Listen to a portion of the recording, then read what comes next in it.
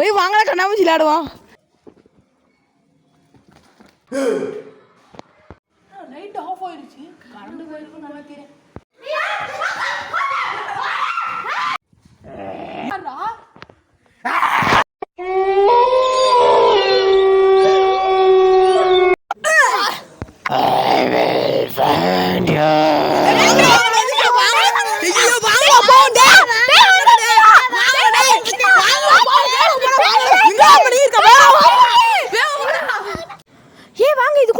வாங்க வாங்க.